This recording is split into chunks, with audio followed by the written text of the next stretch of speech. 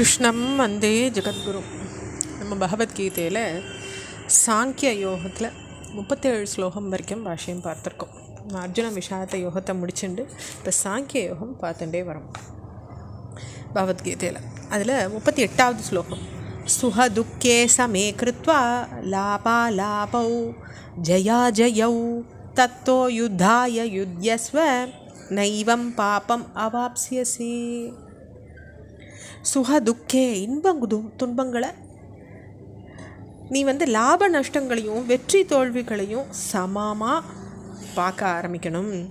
அதில் என்னென்னா லாப நஷ்டங்கள் தான் லாபவ் அப்படின்னு சொல்கிறார்.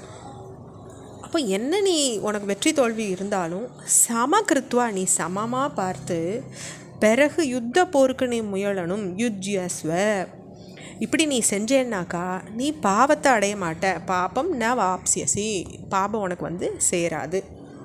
39வது ஸ்லோகம், ஏஷா திபிஹிதா சாங்கே புத்தி யோகே த்விமாம் ஸ்ருணு புத்தியா யுக்தோ யயா பார்த்த கர்மபந்தம் பிரஹஸ்யசி. சாங்கிய விஷயத்தில் இந்த புத்தியானது உனக்கு சொல்லப்பட்டிருக்கு. இனி யோக விஷயத்தில் இதை கேட்டுக்கோ.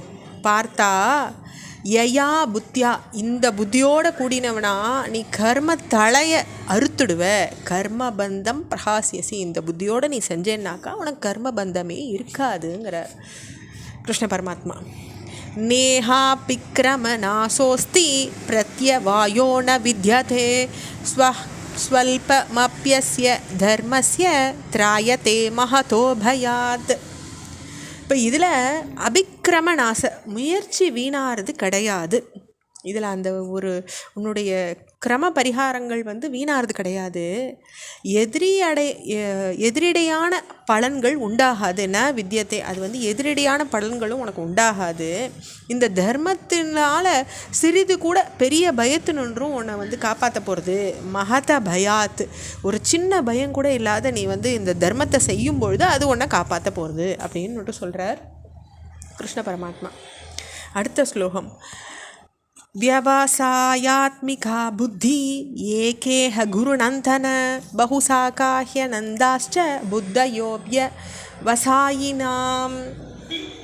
குருநந்தனன்னு அழைக்கிறார் அர்ஜுனர். இதில் நிச்சய வடிவமான புத்தி ஒன்று தான் நிச்சயம் இல்லாத வாழ்க்கு புத்திகள் பல கிளைகள் உடையவாளாக இருக்கும். அதாவது நிச்சயமான வடிவில் இருக்க புத்தி ஒரு விதத்தில் தான் வேறுபடும். அதாவது இதை செய்யணுமா வேண்டாமா, அதில் எந்த விதமான வேண்டாமான்ற குழப்பம் அவளுக்கு உண்டாகாது. ஒரே முடிவில் அவள் இருந்துருவாள்.